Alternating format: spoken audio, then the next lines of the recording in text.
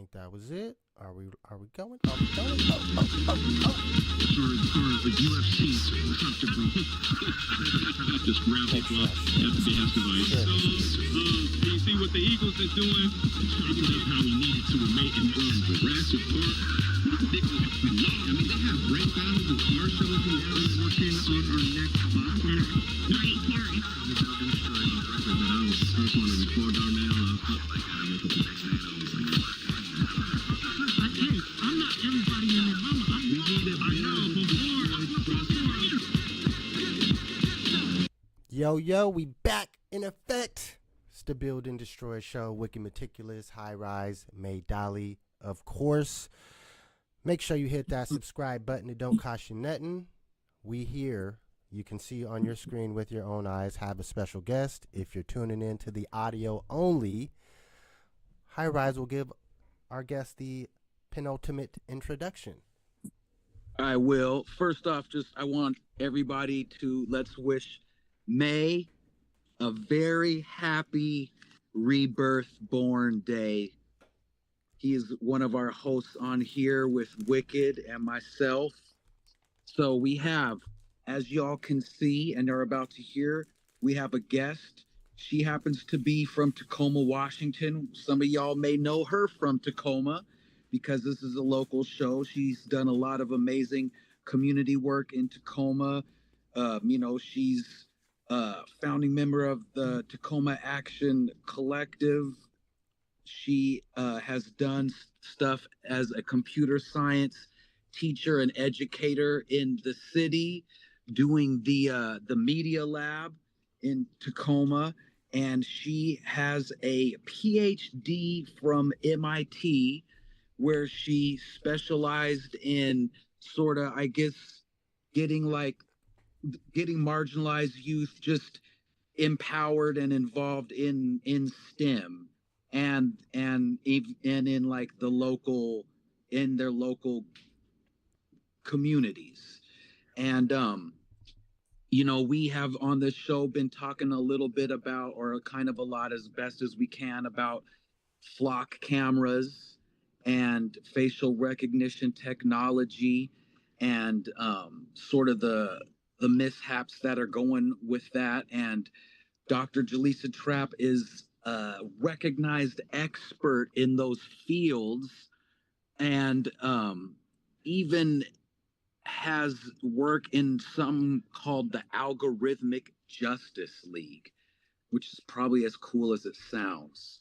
So we usually talk for like 45 minutes to an hour, and honestly, we can ask you questions, or you go all around the world lecturing and educating, and your time is how you can use it. We can just listen too. You just drop a speech on us if you'd like.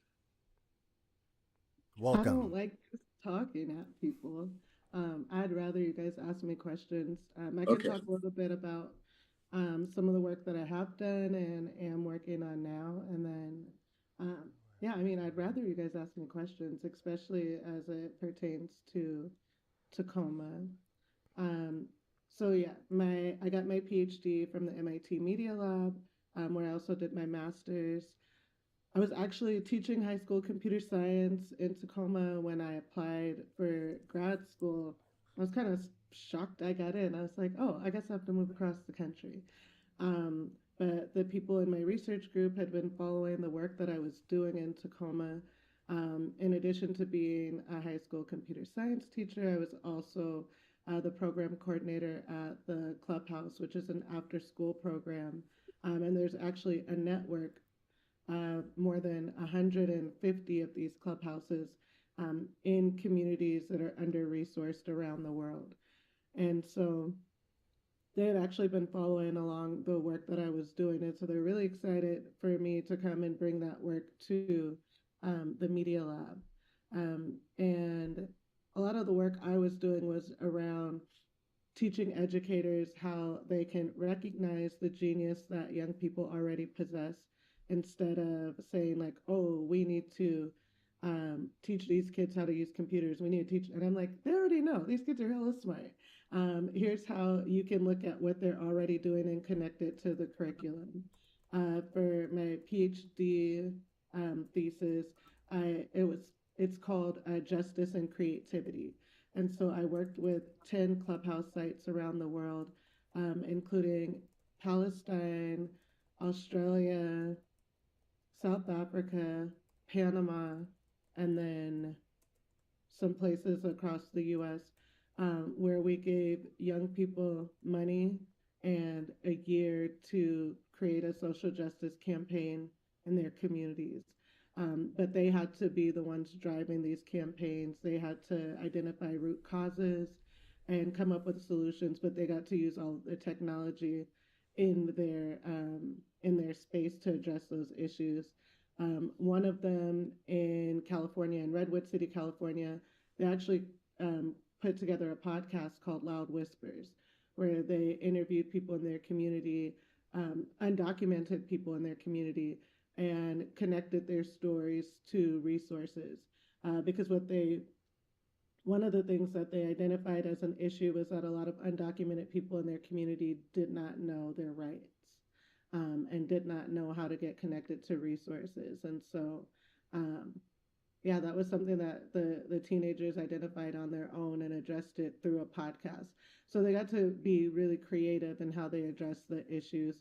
Some of the other issues were like food insecurity. So one group of kids put together like a food pantry toolkit and distributed it to all the schools in LA County. Um, so yeah, so it really varied the issues and how they addressed it, but they got to use technology. And because they were interested in the issue, they became experts in the technology that they used. And so then they had those skills that they could also put on their resume, as well as being advocates for the issues that they were working on. And now I'm still a postdoctoral researcher at MIT. I'm still working on education, but I'm also looking at AI and what that means for young people, what that means for educators, especially when it comes to creativity and justice. Looking at things like, how does facial recognition see us? How does that identify us? How are we protecting our rights? How are we still able to be creative in a world right now where everybody's pushing us to use AI? So yeah, that's the stuff that I'm working on. That's amazing. Thank you for bringing it, starting in Tacoma and bringing it back to Tacoma. But yeah, we talked a little bit about Washington, how the federal agents, the ICE agency, had tapped into these flock cameras, without permission, Mm-hmm. and we talked all about that, and about how some towns around here have turned their cameras off, or stopped using them altogether, and how there's a bill that's going to limit how long some of that stuff can be stored. And I know there's another bill that's going to try to address the ICE agents covering their faces, not being able to cover their faces. And the article we talked about kind of described this situation where, in the worst case scenario, these flock cameras are tapping into like this Amazon network, and the law enforcement can follow someone's face from a flock camera down a road using people's Ring cameras Yes. without anyone's permission. Well, they do have people's permission. So Okay. if for Ring camera, Ring actually sells their data to the police. So I guess it's like, permission. yeah, I mean, like, But it just sounds so bad and scary. How it is, and I mean, there's several issues with that, but one of them being, especially if you're a Black person, facial recognition technologies do not accurately identify us. And not even just like the Ring camera. So my friend, she has a camera in the front of her house, and you can actually program it so that when you walk up, it's like, oh, mom is at the door. Oh, this person's at the door. Well, one day I walk up and it says that I'm her. She was in the house. It says that I'm her. The issue with that is I'm what 5'6", she's 5'2", maybe. Uh, we look nothing alike in the face. Hair is very different. Facial features very different. And so it could sound really. And then actually the next day, another friend came over, and it said that she was her as well. She's even taller than me. Like the three of us look nothing alike, but the camera said that all three of us were the same person. Now the issue is one of us, what if one of us commits a crime and the police has access to that data, and then another one of us gets pulled over? We're going to jail because the facial recognition technology accurately identifies all three of us as the same person. And this isn't just a hypothetical, like this has actually happened. So Robert Williams was arrested and wrongfully put in jail. I can't remember if he lost his job or he couldn't go to work because he was identified as somebody who committed a crime, and that was not true. And you can't take that back. Like, you can't. But yeah, so, as long as we are subscribing to things like Ring cameras and other of these home surveillance, like, police is buying that data. Especially like if you're paying for the subscription to store that data, the police has access to it. So then, yes, they are able to continue tracking you through other people's Ring cameras. Like, they don't even have to go and ask you for your data because they've already bought it.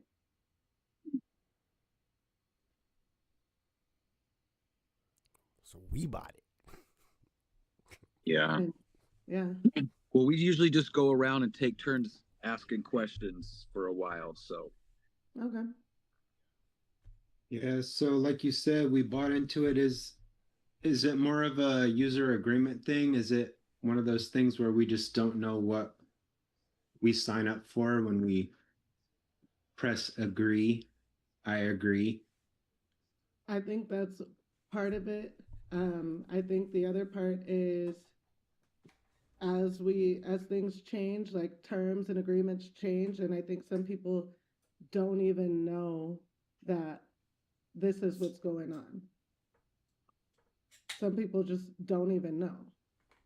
And so, it turns into this thing. And then some people, you tell them and they don't care. They don't care. They're just like, oh, that's fine. The police can have my data until it's not fine. Yeah. And so, yeah, I think it's a mixture of both. A lot of people don't know, but then a lot of people also don't know how facial recognition technology sees them. And so I think if they did, it would be a lot more of an issue. Well, can you, from that perspective, I guess just sticking on the home security, especially I guess in this day and age, home security's always kind of been a thing since you could buy your own CCTV camera. What would you say as a professional recommendation to someone who is, hearing you telling you don't want to give your information to the police, but you do want to be able to have some sort of home security in place? What kind of alternatives would you recommend in that circumstance? That's hard because of the day and age we're in. But I would definitely recommend people actually read into the system that they're getting, because not all of them sell their data to the police. But then also looking at like where their information is being stored. Are you just storing your stuff on a local drive at your house for you to use, or is it being stored on a cloud, and who has access to that data? Because that makes a big difference. Because with Ring, it's like this: your data is being stored on their cloud server, and that's what the police have access to. It's not necessarily just like the live look at it. It's the data that's being stored. And so, um, I mean, I would just recommend people to look into it and to make the decision that works best for them. Like I said, some people are just like, I don't care that the police have access to it. Um, and a lot of times too, it's like it's the unintended consequences. Nobody's buying a Ring camera thinking that they're gonna potentially make somebody else unsafe. Like you're doing this to protect yourself, and so um, it's kind of it's a hard line to walk because I'm not gonna tell people like, oh, don't have a camera, don't do this, don't do that, but I do want people to be mindful, and I think that on that side, that's where like the policy comes in. People should be actually paying attention and pushing for policies. So in some places, like in Boston and Cambridge, in San Francisco, I don't remember how many other cities, they banned police from using facial recognition technology. And that should happen everywhere. It should be banned until um, we know that it's accurate. But then on the other hand, I'm like, how accurate do we really want it to be? Because then are they using facial recognition technologies to target people like in the military? Are they using that to shoot missiles? Like, is that what we want?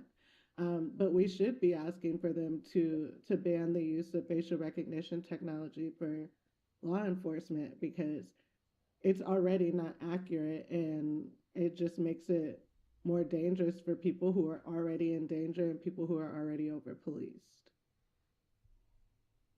Yeah.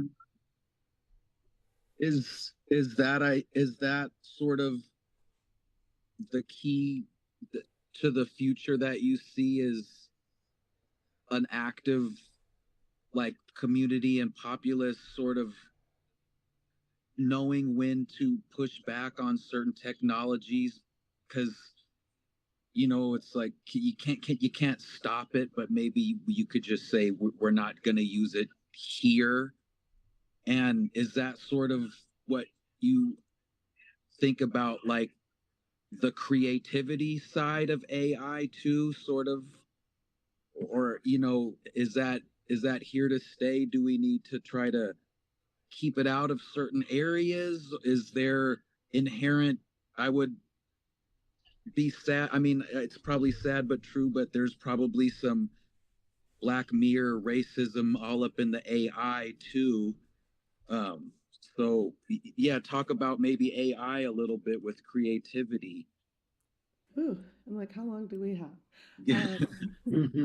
We can really So, go the majority of like an hour and a half because we usually just let the guests go like an hour and then we just like BS on hip hop for 30 minutes, but we don't need to even do that every week. no, I'm not going to take away from your regular show. Um, what I'll say is there's not enough there's not enough people asking questions. There's not enough people challenging um, AI, the use of AI in general. And it's sad. Like I open up Facebook. I hate opening up Facebook. I open up Facebook and I just see like a bunch of old people reposting these AI videos. I see old people like changing how they look. Like, oh, I got a new headshot, and I'm like, that's AI. This is me in the Bahamas, and I'm just like, no, because what we're doing is we're training these systems, we're giving them more data, um, and we don't know what's being done with it. We're just willingly giving them our information, and we should not be doing that. We should be questioning like, where's this information going? How are you using it? Because it could be like a Ring camera situation where they're selling this data to the police. Now imagine the police buying our data from Facebook. Facebook knows a lot about us, especially those of us who've had Facebook for years and years and years. We're just giving away our information willingly, and we should not be doing that, especially with AI. And then when the creativity comes into it, like the generative AI, it makes me really sad because I know a lot of talented artists. I know so many people that are great at what they do. And then you have people who are using generative AI tools that essentially just steal the work of these artists. And now, and these people aren't being compensated. And I'm, like artists should be pushing for laws against that so that they're properly compensated if they choose to give their data to one of these companies to train on their art, because like people are generating book covers, like all types of stuff, and making money off of the work of people who are hardworking artists who may never even be recognized for the art that they do, and they should be. Yeah, no, it's people should be asking a lot more questions. I Hey, think it's making people, even like with writing, I see people like writing whole papers with AI, and I'm just like, that's a basic skill. And if we can't even write anymore, like we're doomed, because if we can't write, what else can we not do? People aren't even reading things. They're putting it straight into Chat GPT and other systems like that. And what happens, like there's AI hallucinations. There's sometimes like Twitter's a perfect example. If you say, hey Grok, like what is it? Like that's actually I saw a tweet today, somebody said it's the worst AI ever. And it is, it's wrong a lot of the times. Mm-hmm. Mm-hmm. And but we're so many people are starting to rely on it, and I'm just like, what if we were using AI for like basic mundane tasks that nobody really wants to do? Like, I don't care if we're using AI to take out the trash. I don't want to take out the trash.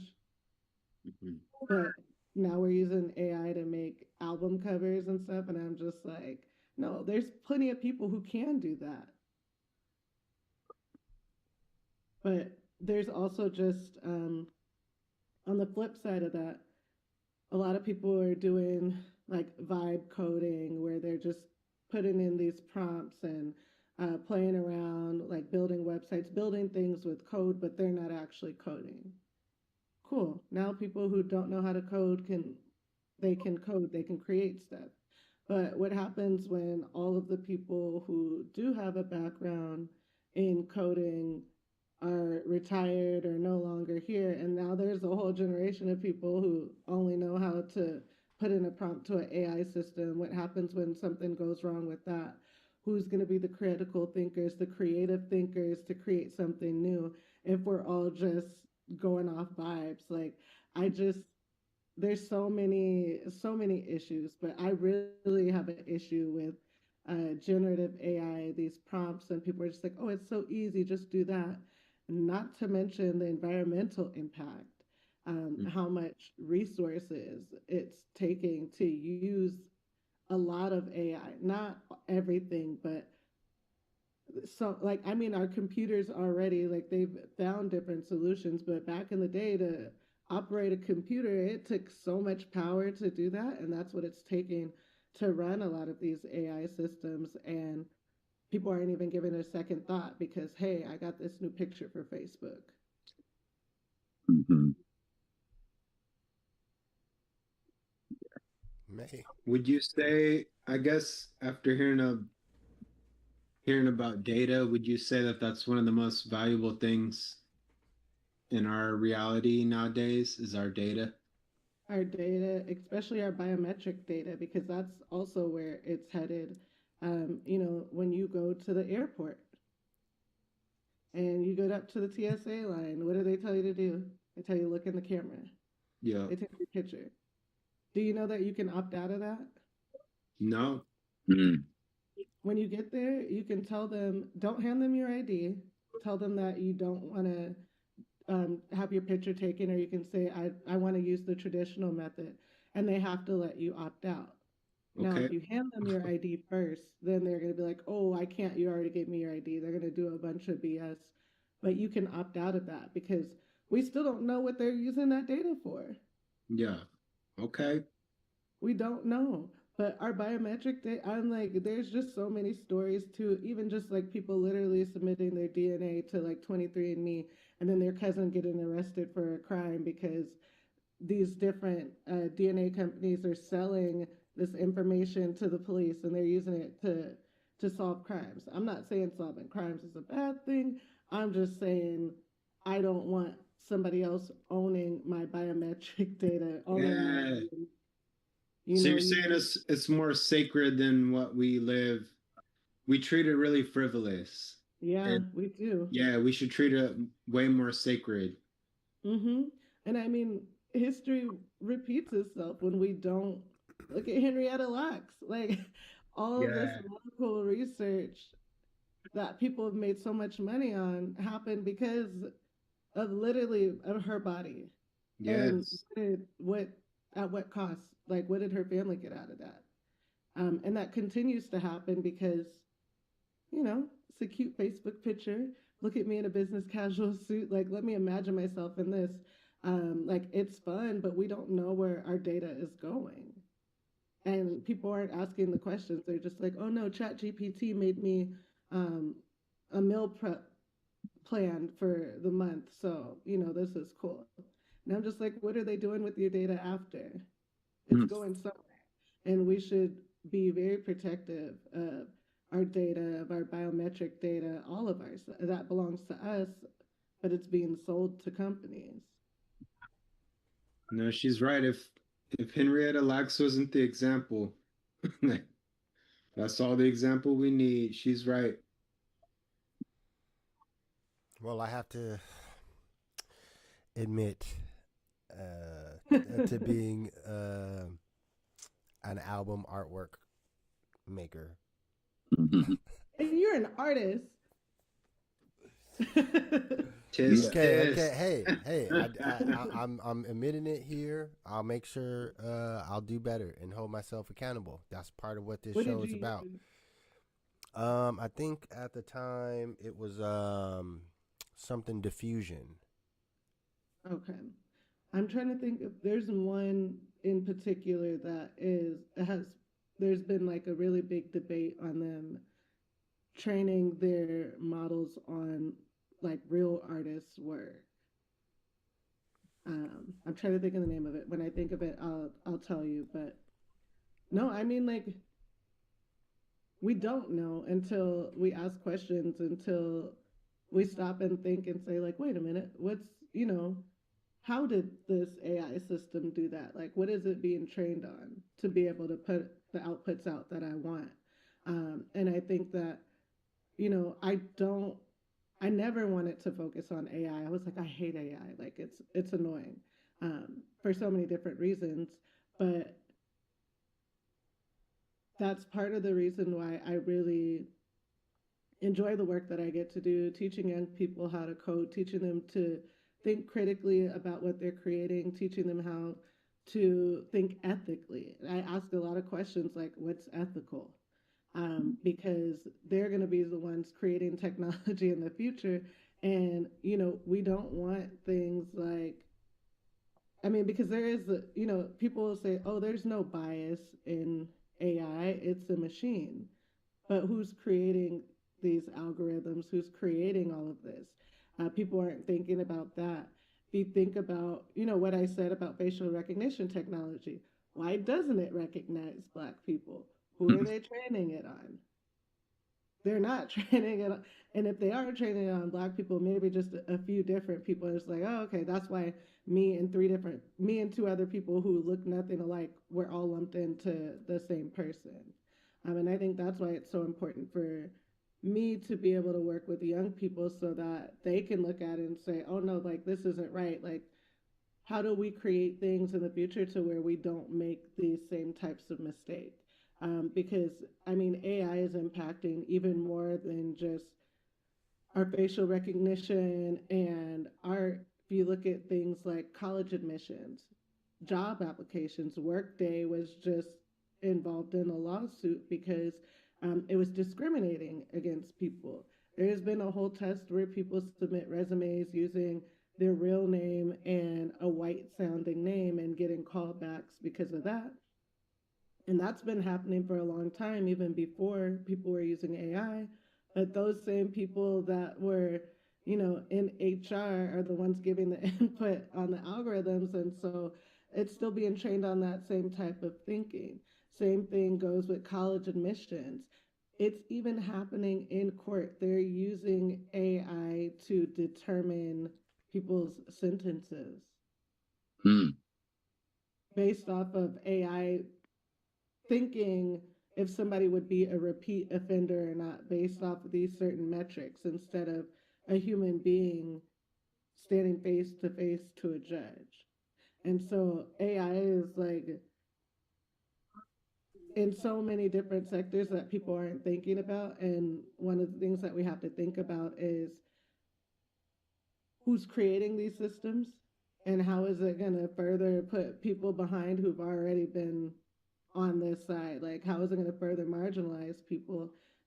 It's not just, I keep using Facebook as an example only because me and my sisters were just talking about this. Like, we keep seeing like older people that we know posting these videos, and we're just like, that puppy did not just save the baby. Like, that was AI. They're falling for this stuff. Uh-huh. And it's just like, oh, like a cute, heartwarming, or funny video. That's not all AI is. Like, it's impacting a lot of stuff, even like credit card decisions. Like, Hmm. there's a guy, him and his wife both applied for the same credit card, and he was offered a way higher limit than his wife was. They have the same credit background, except she is a woman. And so it's impacting us in so many other ways, and not just these funny Facebook videos. Even on TikTok right now, there's like this ad where it's like, oh, use AI to prank your friends. And it's like this black woman in the grocery store, and it shows her stealing something. Um, and yeah, it's a prank, haha, until people are actually using this as evidence. People are already creating deep fakes of Mm-hmm. people stealing. They're going to Mm-hmm. present it as evidence. And it's just like, so how do we make sure that people have the education to know to question things and to be able to analyze these and say, actually, no, this isn't real because it looks real. Like, it Mm-hmm. looks real, and people's lives are at stake. And I know, like, sometimes I feel like, oh, I'm just raining on everybody's parade. I'm just sounding like it's doomsday. But there are real things at stake for us that are going to, especially like for Black people, that are going to hold us back even more because we're not the ones creating these AI systems. We're not the ones uh, creating policy and regulations around the use of them. It's right now, it's kind of just free reign.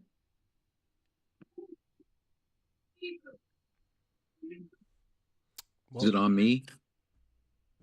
How are we doing on the time? we got some time. Okay. Um, well, like I was gonna ask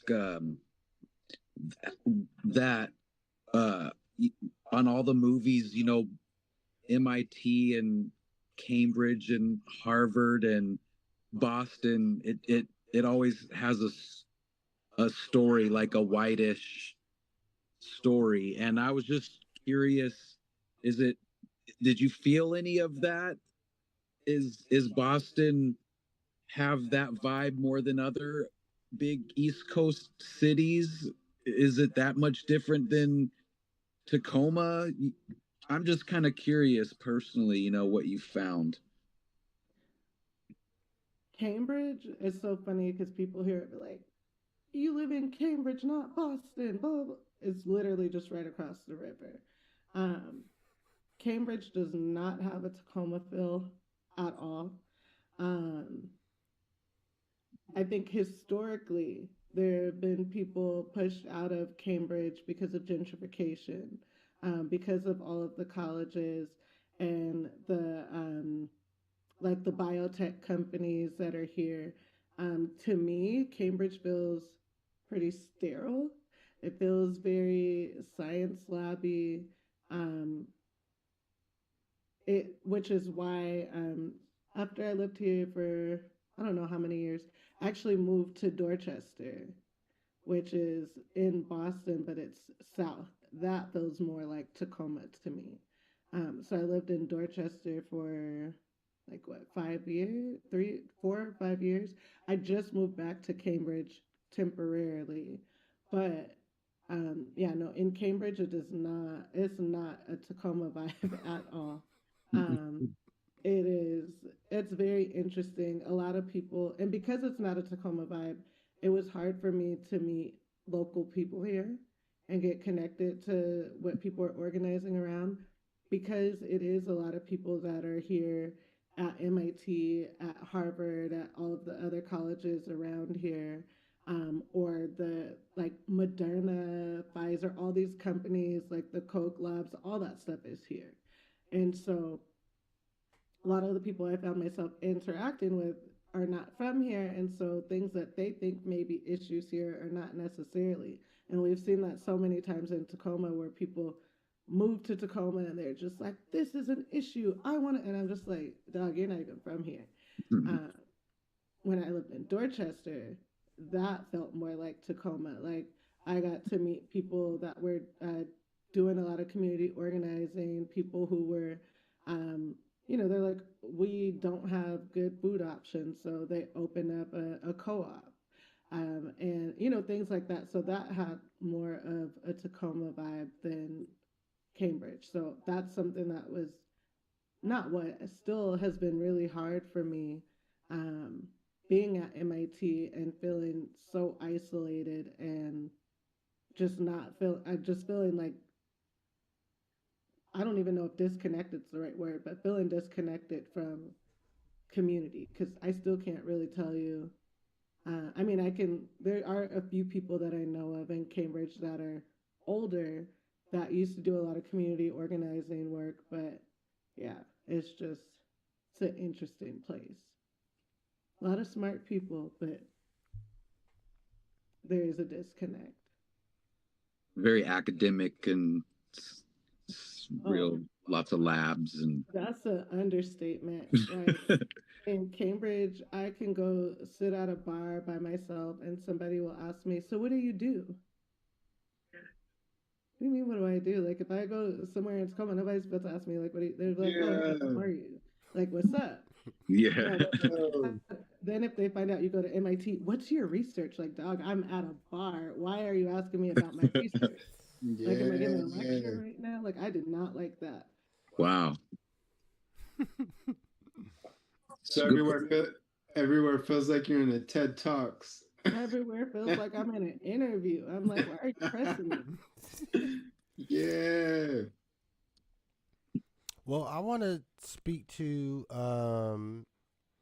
just kind of hearing you talk, and I mean, me doing my own conspiracy theory research on the internet.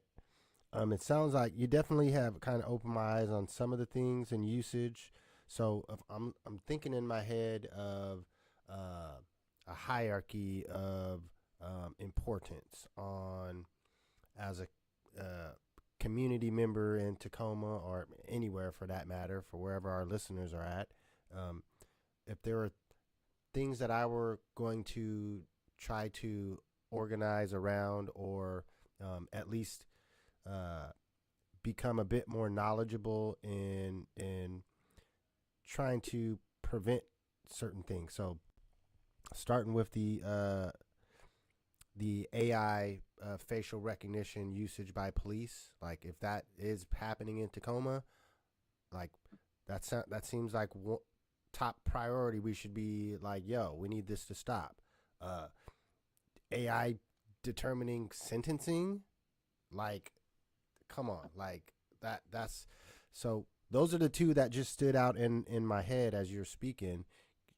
What other things are do you think actually attackable from just the community movement side of things? Ooh, okay. So, um, in Tacoma, I'm trying to think of how to describe where this is at. So, is it a Shell gas station on Tacoma Mall Boulevard, like right before Chuck E. Cheese? Is that Shell? Okay. Um. I think that's, Yeah. I think it's that one. So a couple years ago, I see a news article. They had put in a camera, so they locked their doors at 10 p.m. And in order to get into the store, you have to look at the camera. The camera determines that you're a shoplifter. You can't come into the gas station store after 10 p.m. Not until like, what is it, 7 a.m. or something like that. I don't even know if it's still there, but I heard nobody say anything about it. And I'm just like, how is this camera going to determine if I'm a shoplifter or not? Same way How thought you and your two friends was the same person. exactly? So now I can't go into the store because I'm a shop. What happens if I'm identified as a shoplifter? Are they going to call the police? But you know, Yeah. it's No, I caught that being a friends and cyclist, safety. right? I was a cyclist at night riding through my neighborhood, and I heard one of the houses had one of those audible alarms. It was like you're being monitored, blah blah blah. Mm-hmm. But same thing, like I was just riding my bike at night, Yeah. but I could have been next day in my HOA, I could be a prowler, you Yep. know? Like, oh, this is odd hours of the night. Like, why is he riding his bike at this time? Like, is he prowling? Mm-hmm. And that happens even without the cameras at Troyer. Then you have some of the schools in Tacoma currently, in order to enter the school, you have to show your face in the camera. And it determines if you can come in or not as a visitor. Mm. Some of the, like right now in Tacoma, some of the middle and elementary schools have a camera where it determines if you're allowed, and parents have to do it. Mm-hmm. You have to put your face in this camera for it to determine if you can come in or not as a visitor. On what is it? I'm trying to think of which street it is, but they have already. I think they've already done it. I don't even know what they changed the name to, but Shot Spotter. Right. We And did talk a little bit about that on Hosmer. so, oh yeah, Hosmer. I was like, I couldn't remember what street it is. Hosmer. During like before like the council homework session, I'm talking to some of the council members. They're just like, we need some talking points because they're bringing in like the two reps. Of course, they brought in two black men to talk about it. And one, it's not accurate. It does use AI to detect gunshots. It's not accurate. It's already been proven. They got it up out of Chicago. Seattle didn't let it come. What they did in Tacoma was they gave them money.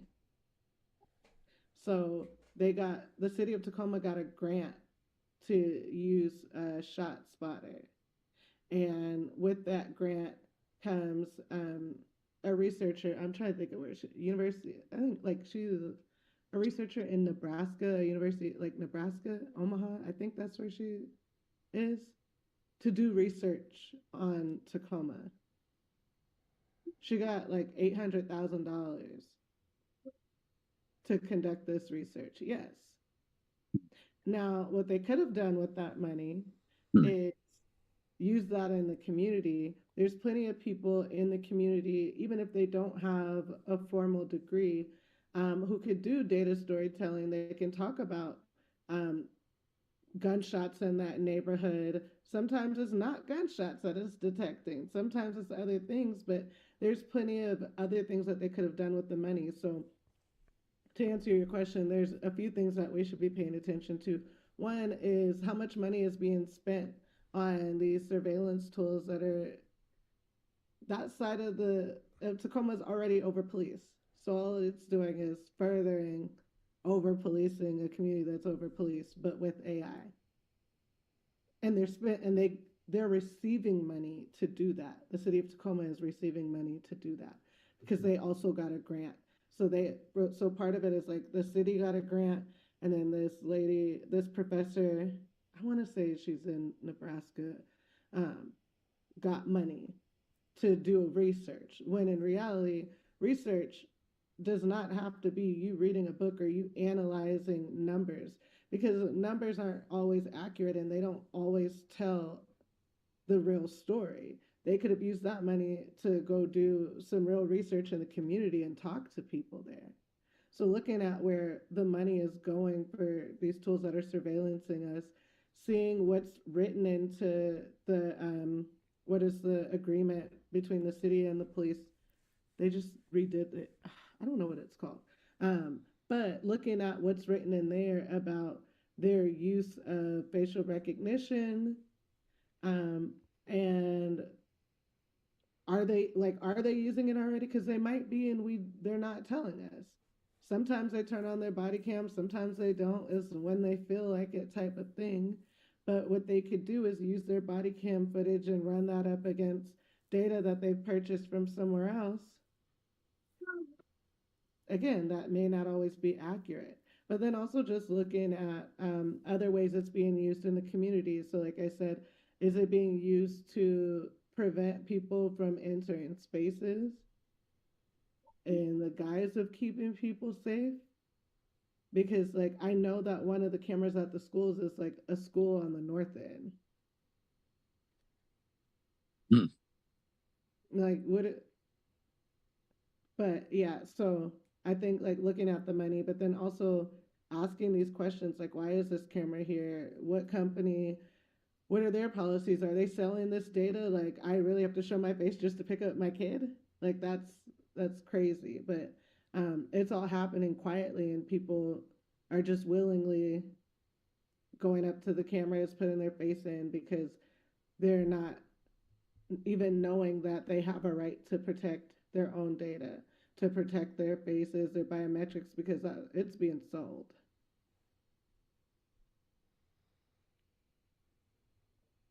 Yeah. Well, we're kind of right about where we normally get to halftime. I'll let one of you guys give a final question for our guest. No, Okay. Should we try to? Oh, go ahead. Go ahead. You go, May. Go for it. No, I didn't even have a question. I just wanted to say thank you for your deepness. Like, thank you for giving me. I partake in that, and I didn't realize that I do, because I noticed my school out here does that for my youngin. They have a little. They did it. The Trojan horse was all the mass shootings and the shooting, blah blah blah. So yeah, one school year was like, yo, now you gotta buzz in because now we don't know who's the active shooter. But like you said, that buzzer that I'm hitting has a camera on it. So yeah. Ask if they're recording. If they're recording, what are they doing with the data? Where is it stored? Is it being stored locally or on the cloud? Are they selling that to, like, who has access to it? Because, yeah. Okay. Because yeah, there was a lot of crazy stuff happening out here in Olympia. And hearing what you were saying, that might have been a Trojan horse for them to sneak a lot of this stuff through.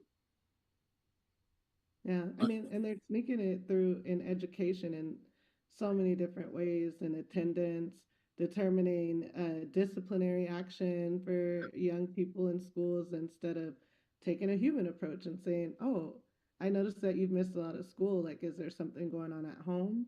Like, Hmm. yeah, No, so thank you. you're welcome. Yeah. Yeah. Thank you. I mean, it's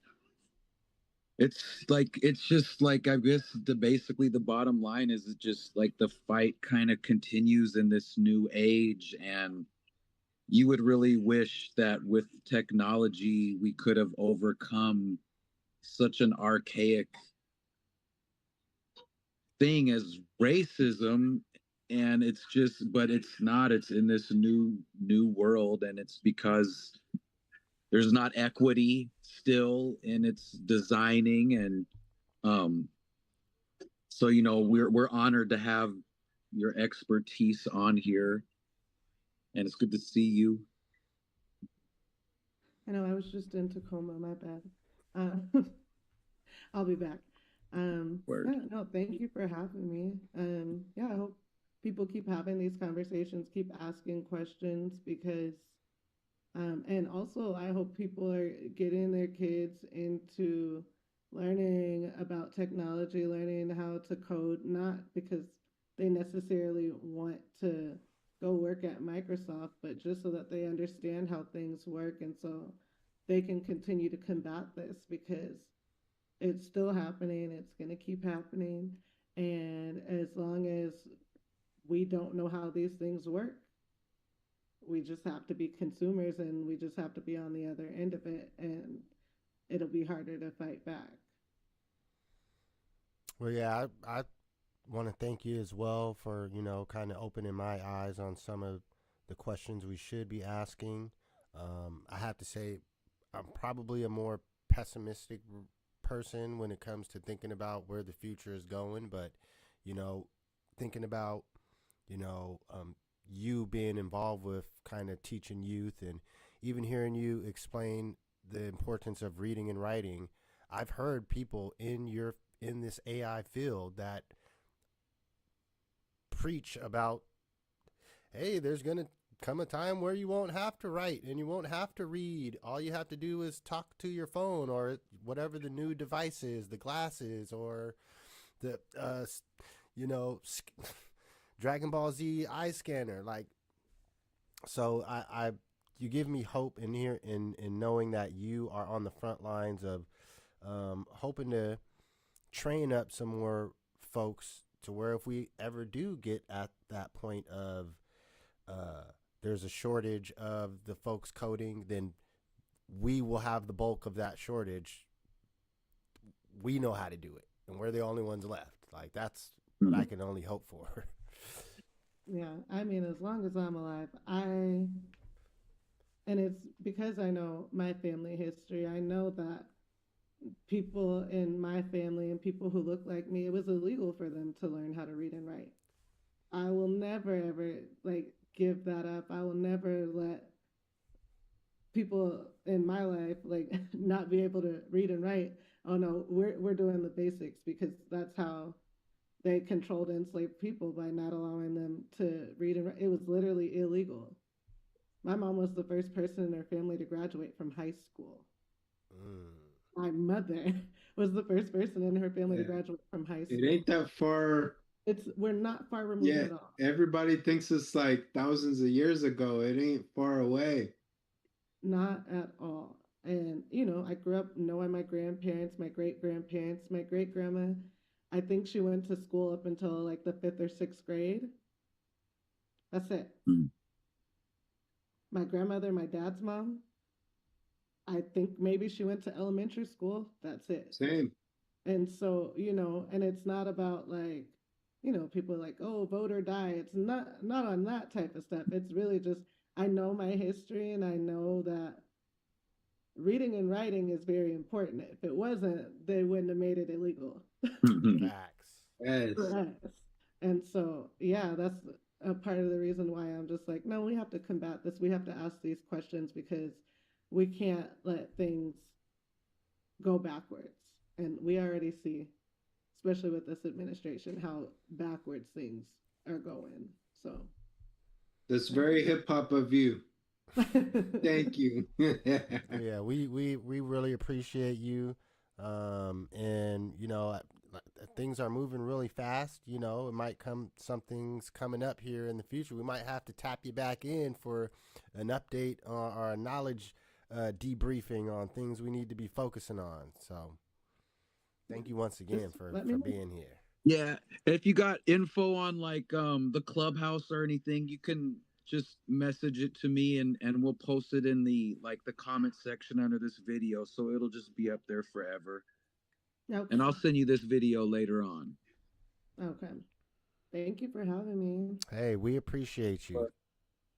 Yeah. Pleasure was ours. Yes.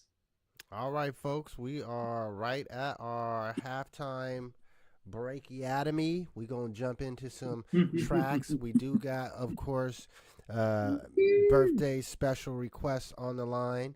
Turn that shit up. I'm gonna start with, well, maybe I'll go with that at the end. So we'll have Like Hamilton said, embarrass me with my shit. Turn my shit up. Hey, we're gonna start with a couple that I had already lined up, and then Yeah. we'll jump into the May Dolly special. Yes, It's sir. the Build and Destroy show. Make sure you tap that like button. It don't cost you nothing. We'll be back. Oh, yo. Hey, well, you a fool for this one. Hey, yo, I'm the Alpha, Omega. The peanut butter and jelly. Y'all ain't ready. I'm ever ready at the Dollar Tree. Ain't no stopping me. Doing 100 on a full tank. Running over pedestrians. Straight gays and lesbians. Bobby Slice, will you stop playing and please drop some gangster shit? Nigga! You are now in the presence of real niggas, no doubt. Fuck your girl, you find out, man. Y'all should talk it out. Slicing A-Wall, more like Uday and Usay. You niggas trash and I get taken out every Tuesday. FYL, nigga, fuck your life. I ain't here to make friends, I'm here to fuck somebody's wife. Long dick style in attack, they call me Tyrone. Smack the cigarette out your hand and smash your face with a snow cone. Tacoma, home of the stars. You better check your history book, nigga, I'm talking Tacoma stars. Werewolf from Twilight, hope you choke on a dick. And don't never get us confused with the 206. Fuck you young thugs, rich homies, bunch of tattletales. I'm going Diddy style, beat a fucking rapper with a kettlebell. Your girl stalking me, she fucks with me the long way. About to beat it up like a bully in a hallway. Evergreen State, Bobby Slice, never heard of you. We legal with the push bags, the weed will Bobby murder you. Hot nigga, y'all done fucked up now. I live in a state where tigers should be registered as a pedophile. Kylie, cross you up, call me Kyrie, I'm a warrior. Shoot you in the calves, you need an IV. Lot of rappers nowadays, all shots and no hits. You like J.R. Smith, you a bitch, you shoot too many bricks. Call me Trey. Now that's the shit. You did? This is just a small introduction, causing mass destruction, fucking up the game. We ain't doing this for nothing. They want slicing the function. Load our lyrics, get the dumping. This is just a small introduction, causing mass destruction, fucking up the game. We ain't doing this for nothing. They want slicing the function. Load our lyrics, get the dumping. Load our lyrics, get the dumping. You did? Apocalypse now. Bobby Slice, AWOL, aka Two Piece. What you know about that? What you know about that?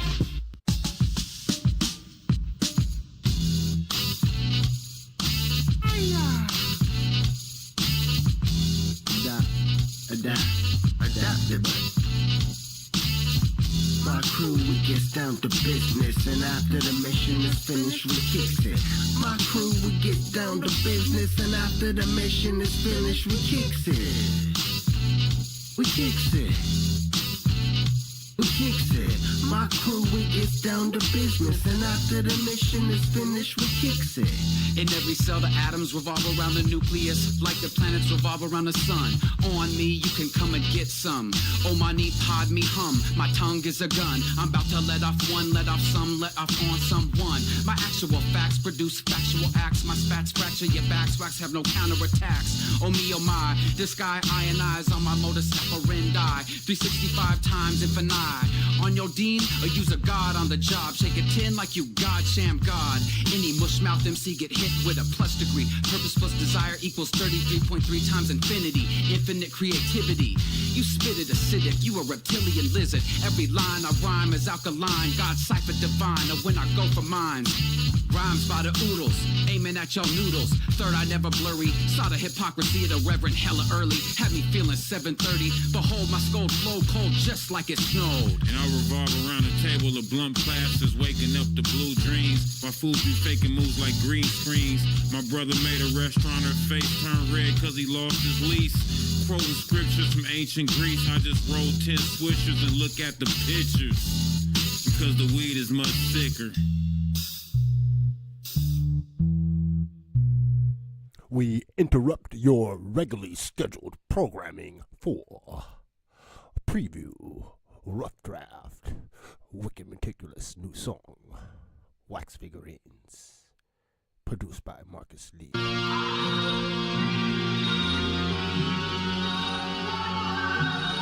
Throw all the prompts on the table, put your money where your mouth is, and let's make a wager. Hiya!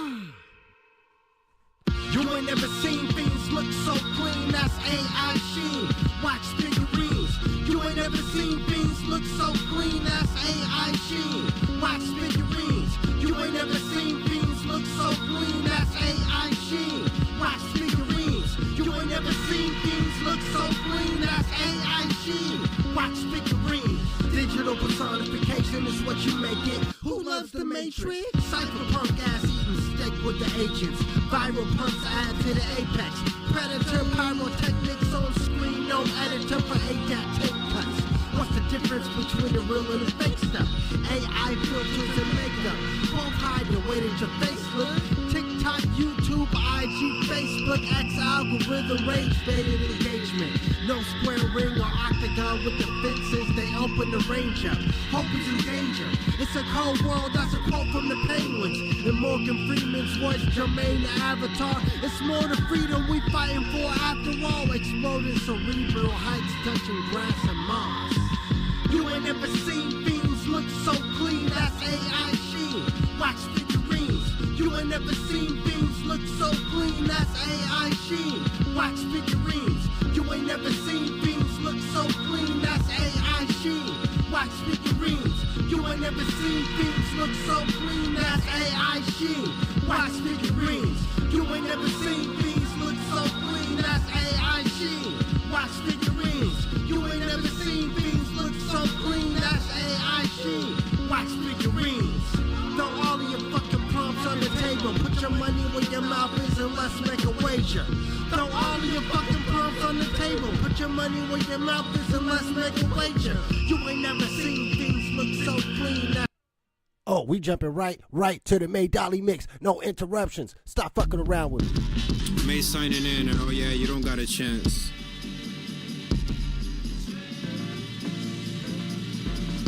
Hold up.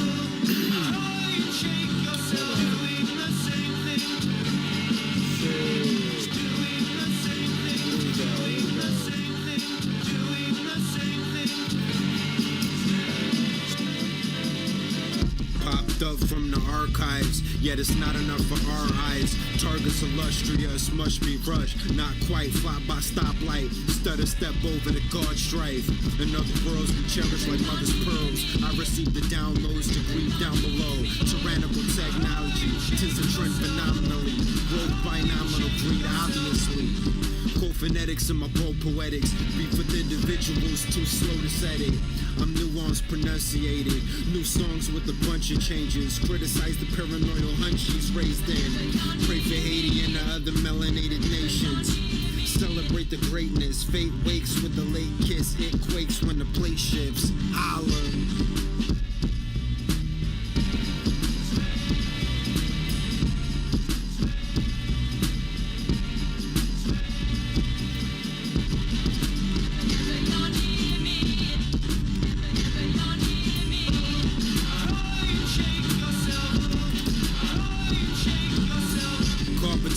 Gel in a hard place, quite abrasive and raging on large stakes. Circumstantial that you underestimate the work my hands do. You got crushed by the first jam, absorbed turmoil from ill-rehearsed plans. Studies show that shit'll still hurt, man.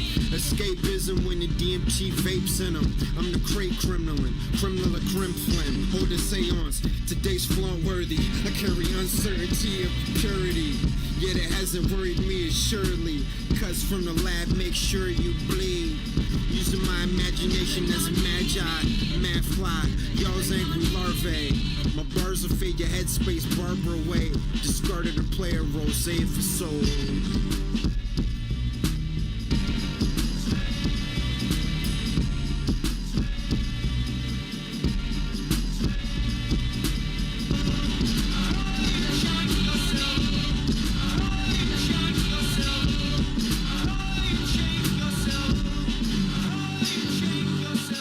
Territorial, telling stories to very cultural folks. Errors we cope with, aerial focus in the area open. The stereo flow slits, forget the hair raiser moments to lift rabbits.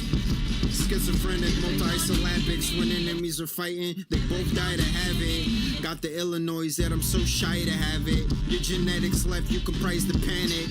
Boss Barton is how I handle the management. Status elaborate, I'm bad and it's accurate. You're very inadequate, that's a hint. Chart display of so-called writtens, that's a bitch. My verses will collapse your chest till no ashes left. Semi-disastrous hex thrown. Asterisk next to the name of the get knowns. I'm not familiar with your fit clones.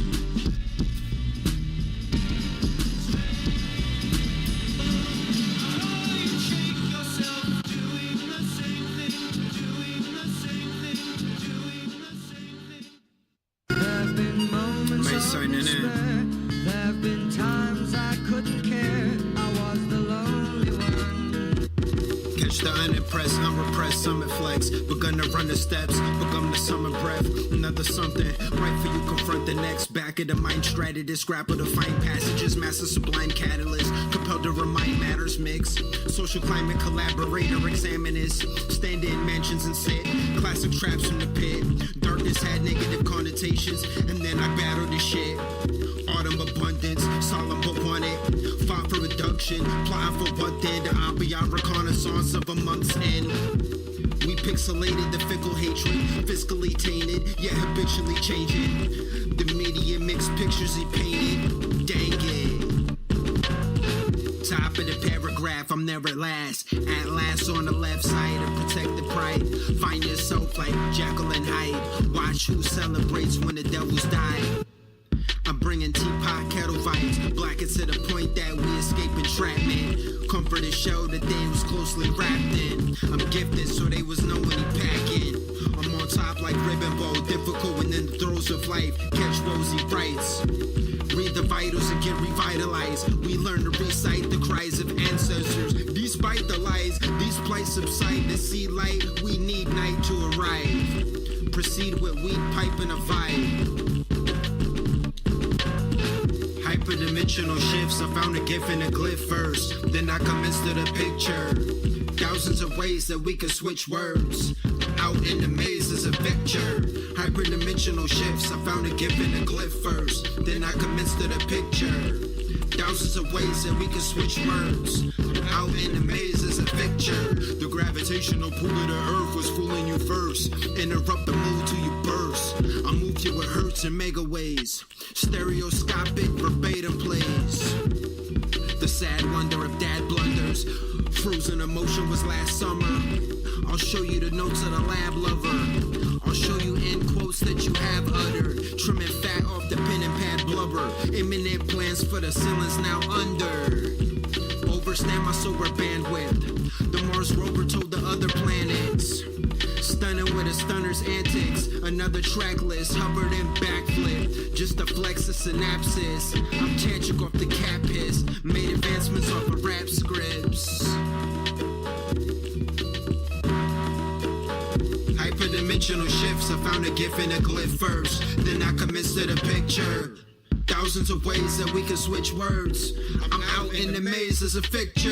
Hyperdimensional shifts. Hyperdimensional shifts.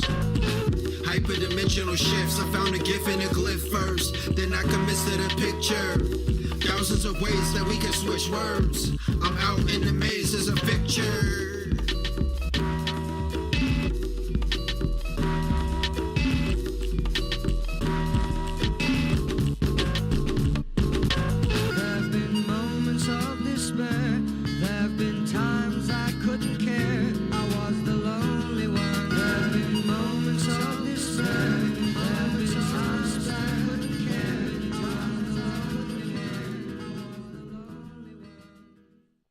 All right, folks, that was our halftime break. Tax Act understands you haven't memorized the tax code. That's why Tax Act has live experts to help. No, not today. What's that? What's that? Try to hit us with the ad play. Nah, son. No, thank you for that. That was good. That was some good autobiographical tracks. Thank you for playing that. For sure, man. It's your show. Yes, sir. When you want to have your songs on, you just let me know. I like to speak through my music, so that's one thing I haven't done yet, but I want to perfect that soon is being a DJ. I like how DJs can speak through the tracks. I want to get good at doing that. Nah, for 100%. I wish have more tracks at our disposal to use for halftimes. We'll get there though. I've grown to enjoy the musical halftime offerings because I really like those songs and they're not streaming. So I think that's kind of one of the, or some of them aren't. Right. Yeah. Because some of them are, if you're listening. Yeah. Some of them are streaming. Yeah. So check out your SoundCloud. Check out the Build and Destroy catalog. It's crates. It's the digital crates. Digging. Well, what you got? I know High Rise. You had a topic. We might as well start with yours since it. Yeah, this is just kind of one of the things we don't really have to go into detail to know how bad it is. But basically, last time I talked about it, I think it was maybe about a dozen people had come forth and said and sued Remann Hall, and Remann Hall had settled for like about the same amount, about 10 million. And since then, 123 people have filed claims against Remann Hall from the 80s to the 2000s. And more's coming. One attorney's got over 90 of the victims, and for a total of like well over $200 million in damages, and that that amount would what do they call that? Bankrupt the entire county. And I mean, it's just, to me, it just blows my mind. Like, everybody in their mind is tripping about it. Pedos, I don't want to get flagged on the YouTubes or whatever, running the world. And like, they sure as shit were running stuff in Tacoma. And this article said that not one of these guards or employees at Remann Hall have ever been investigated, much less disciplined. So a lot of them could very well be working with children right now. So just to update the folks that didn't catch our first, so there's been charges of sexual abuse essentially within Remann Hall, is the juvenile detention facility for Pierce County. And that those abuse charges, as he just stated, I mean, span decades. Excuse me. So, I mean, I hope those people get all the money that they're asking for. I mean, you were a kid, and who knows what type of shit you were going through that had you ended up at Remann Hall. But at the end of the day, you were still a kid. And so I agree. Get all that money.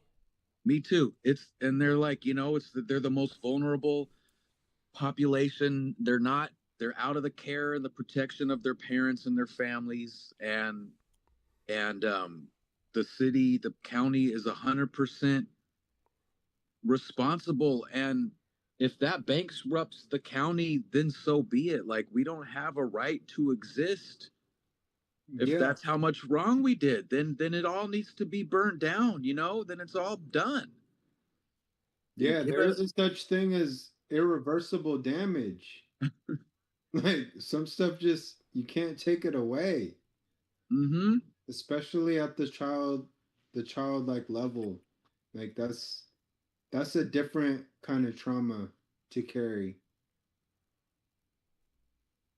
Yeah. And it's like, first, it's like, did they tear down Rikers Island?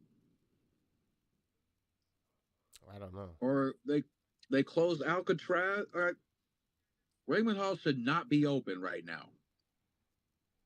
That's for damn sure. My place should be razed from the ground, eliminated off Earth. Well, I mean, our problem is that we don't have the right services. And I think something that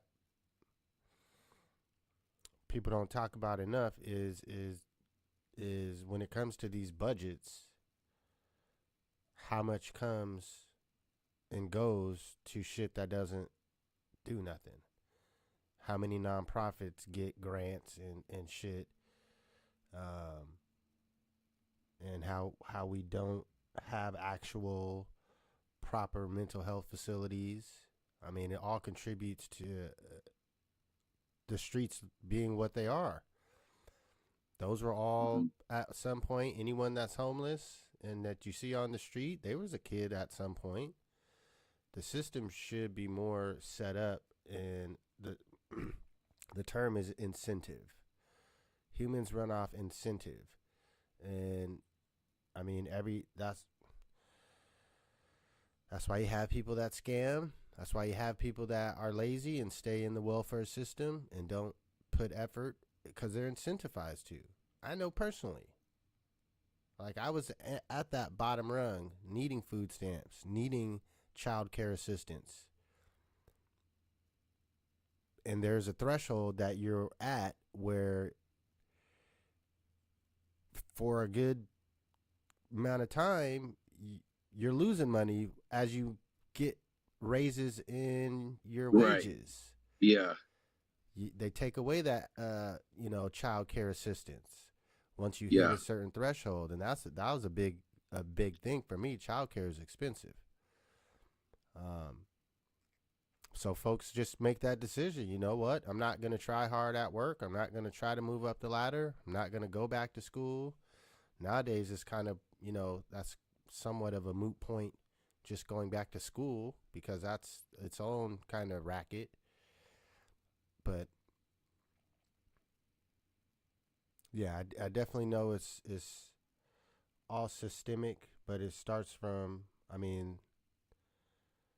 us having at least systems that are there to incentivize the best out of everyone. And right now, it's not.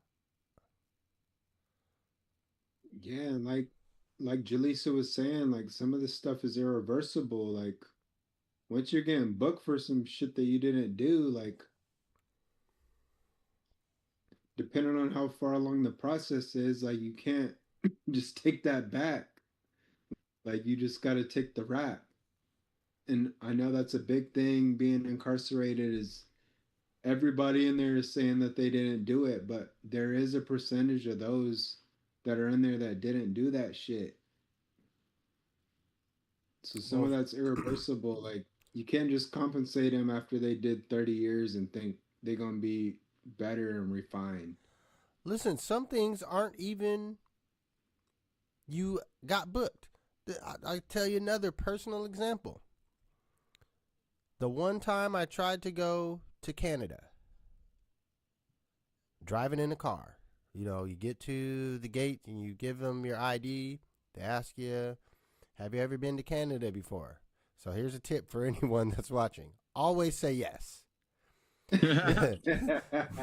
Never say, nah, this is my first time. At least, no, that's true. That's the only reason I could think that they were like, all right, you guys go drive over here and go up into that office. But ultimately, they wouldn't let me into Canada because they said I had some sort of investigation under me through Pierce County. Not even a conviction. I'm not a criminal. There wasn't anything that could have possibly been me under investigation for. Because I'm not involved in criminal activities. So, but that was really before the whole AI thing. That was technically someone else. I know there's two possible people who it was that the only thought that I could think of is they got booked and gave my name originally. So my name got typed in some sort of log under that charge where, it got changed later because they found out who the fuck the person was. Yeah. Why'd you lie and tell us you was this person? But yeah, that's a actual no conviction. They said I was under investigation and I can't go into Canada. So I had to catch the bus back to Tacoma. So imagine, what databases you might be in. I didn't get a chance to ask, but I was reading through the what's it called? Their group website. And it was talking about 1 in 2, I think almost 1 in 2 American adults have their face in some sort of database. So that could be them cameras that you're talking about when you roll up to the school to buzz yourself in. That shit's getting sent up, stored. That's a database. And it's not just one to where they have a database of you too. Like within the database, they've got your pictures over time. This is what you look like during the winter versus the summer. How much darker your skin might get. How your beard grows out. What are all the fucking outfits that you wear? All that shit could be cataloged to where now they just like you can cover up your face. They know all your outfits. Yo, that's funny you said that. Like, I'm just now realizing that the school has custody of my kids for a certain amount of time, right? That's why they treat you like you're not theirs. It's because you're not. They basically, once you release them to the school, it's their kid. Then after school's out, it's your kid again. So that's why they be acting like that. Like it really be their kid. And what if you go to pick up your kid and for whatever reason the camera stops recognizing your face? For real. Who's to say you're not? Yeah. It's cold. Like, sorry, I mean, camera says you aren't who you say you are. Sorry. For real. Like, no, you really do got to go back to the mom and pop days where the lady that checks in your kid is like, nah, I know that that's his dad. At least that's how my little town runs, right? Like, it's a small school. It's middle school and elementary combined under one roof. So it's a small enough building to where the staff that works there, they're like, nah, I know that you're this person. It's kind of like the credit union. Like when you go in there, they're supposed to take ID, they're supposed to do all this and that, but you've been going there for 13 years and they're like, yo, I know it's you. Like, yeah, but wait till they get a system upgrade and it requires them to do that, and it really don't matter. Right. That's what I'm saying. That's the funny part where, yeah, I know it's you, but sorry, the camera's not unlocking to your face. So that's what you gotta send Tyler someone Perry else movie. to come get the kid. Yeah, that Tyler Perry movie. That's what that movie was trying to express. That movie Straw, with Taraji P. Henderson in it. It was like the last Tyler Perry movie, but that was exactly the premise of that movie, right? She's trying to go to her bank and she's been dealing with that lady for years and years and she couldn't get her check. And she's like, nah, we have these new things. You need this, that. And in the movie, like Taraji P wasn't trying to have that, but it does show that gray area that exists and how you navigate that. But spoiler alert, Taraji P held that bank up. Yeah, she's like, all right, now we're going to rob you. But I'm not robbing you to get your money. I'm just robbing you to cash my own check. I think that might be the only Tyler Perry movie I need to see at this moment. Yeah, like, of course it objectifies the black woman like it always does. But at the end of that movie, I was like, I get why this is relevant, because It's exactly that. She's trying to plead with the lady, like, you know who I am. Just let me cash my check so I could buy my kid her medication. Yeah, it's like yeah. So it was good. It was like set it off, but she wasn't robbing the bank for millions. She was just trying to get her own check cashed.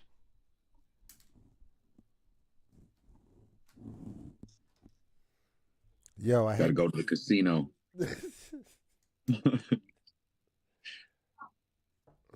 I hate to harp back on another topic, but the whole Dame Dash, Jim Jones, 50 Cent, and Camron are the 3 or 4 primary players right now in the I would say Fabulous. Everyone, liked his verse, but 50 Cent's not gonna respond in rap. Like, I don't know what people they can have these hopes and dreams. Yeah. But so it's more about the whole meme and video back and forth with them. Your studio is still cold. They seen Jim, they seen Jim Jones in his studio. They seen you blow the fog. You're exhaling fog in the studio. So yeah, like what Wicked's saying, like they're speaking through internet memes and virality. Like the whole thing is like, hey, you guys are in a studio space that don't have heat. And then Jim Jones goes through and he's doing a tour and he's like, yo, this is my studio, blah, blah, blah. But as he's speaking, you could see the condensation cloud, right? Like you could tell it's cold in there. Mm-hmm. That's all it takes to win on the internet these days. And I don't think Jim Jones, I don't think he knows how to play the internet games like 50 knows how to play the games. Like the algorithm games. Yeah. 50's kind of the master of that. Well, I don't know if he's the master on the algorithm side. I think he's definitely the master on get backs and trolling. Yeah. I think algorithm is more having a more viral just clips as opposed to this is just right now hip hop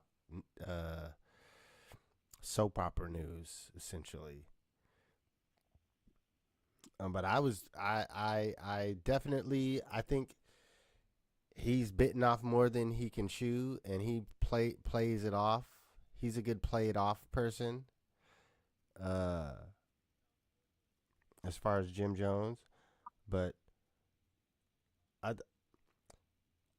the most recent shit was him talking smack about the rest of the Dipset, and him going off saying everyone's soft. Come pull up on me. Pull up. Like, you're 50 years old talking about pull up. You need to pull up on the heat. But then Freaky Zeke responded specifically and dropped the video that shows Dame Dash pulled up on him. Solo dolo with his shirt off and belly showing. I saw that today. Like, yo, like he literally said, look, if I'm going to get beat down, I'm going to get beat down looking good. Like, let's go. What's up? I'm ready to run the fade. And it didn't pop off. Like, so as much as Dame Dash is an unlikable person, like just his attitude, I always really wanted him to win because I thought some of his codes and the things that he talked about and tried to impart on people were important, and standing 10 toes down, being on video, like, yo, I'm ready. if I'm gonna get my ass whooped, there's clearly more of you than just one. No, that's awesome. That's when you know Dame Dash. People know that he boxes, right? Yeah. That's when you know your limits. Where you're like, hey, I ain't trying to fuck with him. I got quarrels with you, but I know you do box. So that's different in the hood when it's like, oh, you actually got training. Dame Dash was a good businessman. Like the only thing I didn't like was he was the one that brought in like that. I remember watching the interview back then and he was like, yo, I'm wearing these white Air Force Ones, I'm wearing this white t-shirt. At the end of the day, I'm just gonna throw it away. I'm never gonna see it again. Like that was his only. Hey, those was pennies. Yeah, that was his only thing, right? Like he treated it like it was so disposable. But in the space that he's in now, he's probably counting up the dollars of the white tees that he threw away. Or like the white Air Ones that he threw away every day. He's probably like, shit, I threw away like millions just in white tees. So he was kind of frivolous. I bet he has a storage of all white Air Forces still. Unboxed still. I never got that from those New York cats where they're like, yo, once it gets creased, I throw it away. Like, I never understood that from them. Like, yo, I'm gonna wear this white tee and I'm gonna throw it in the garbage. I don't know how they were getting it, but yeah, I ain't never been getting it like that. Yeah, it's a bit frivolous. So to me, it's kind of karmic, I guess. Oh yeah, his downfall. Yeah, the way that he treated wealth and prosperity, he kind of pissed it off like it wasn't what it was in the moment. And yeah, I feel like it's a little bit of karmic retribution. Yeah. Just symbolically, what he did to the wealth on camera isn't what, Jay-Z did to the wealth on camera. There's just a weird karmic thing that happens when you're flaunting and when you're egoic. I just feel like he has to live that life. He has to kind of treat wealth and prosperity more sacred. He was treating it like we do with our data, right? Like he was just like, yo, I got all the data. I'm going to keep getting data. So I don't care. I'm just going to leak the data. And now we're learning like, nah, you got to be a little bit more sacred and more personal with it. Like you're so frivolous with it and girls gone wild with it that, yo, you may not be able to take the blessings in on the second half of your life here. Like you may have to go learn that lesson again.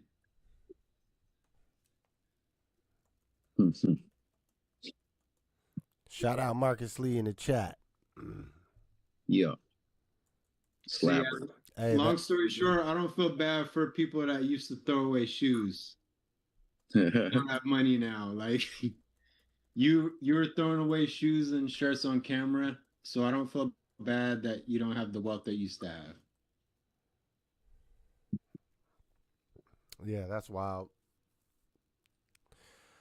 Spending money frivolously. I mean, he's not the first to do it. But he did talk a lot of shit about people that got a job. That was one of the things I did appreciate that though. To me, that was motivating. On the whole Breakfast Club original viral moment on him talking to them like, y'all ain't, like, if you think about it, you can probably tie that moment directly to Charlemagne getting his deal that he just got. Oh yeah. Like that talk and that moment for Dame Dash, as harsh as it was and as asshole-ish he was, that's not even a word, assholey-ish. As assholey-ish as he was, it definitely, there's no denying that that impacted Charlemagne to the point where he started to put his pieces together. And the deal that he got is enormous. And that puts him now past Dame Dash, whether he's a worker or not, whether he got a boss or not. Yeah, that humility, right? Like, and I don't even really like Charlemagne. Like, I like Dame, but that shit isn't realistic. As far as you're never gonna be the boss of everything. Like, if you don't have that humility as a CEO or the manager of a company to get down there and mop the floors with those custodians, it just says something about you as a person and integrity wise. And that's one of those things I have a strike against Dame Dash. Like, in the when it counts, you got to be able to do the ground level job with those people. You can't act like you're above sweeping the flies off the lights. Facts. Like, I don't care if you're a dude that's running a billion-dollar corporation. You got to be able to do that ground level job, at least within the morale of the company or the people. They have to see that. If you can't do that, you're nothing to them. It's beyond the morale. It's shoot. Sometimes it's all hands is on deck. Yeah, like, if you got to know how to sub. You got to know how to sub in if someone's out. So yeah, I fault Dame for that. Like, you can't just be like, yo, that's just above me. Like, I just don't touch brooms no more. Like, nah, you got to lift the table up too. You got to lift your corner of the table up. Otherwise, you lose the team. For sure. All right. I Well, love him, but he forgot he has to do that manual labor like everybody else too, man. You don't get above that.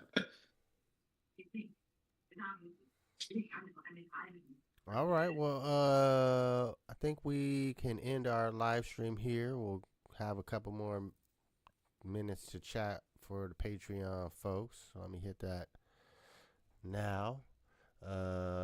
Hey, we have folks jumping in the chat. Marcus Lee came in the end unexpectedly when I debuted the song he produced. So shout out to him and everyone else that stopped through.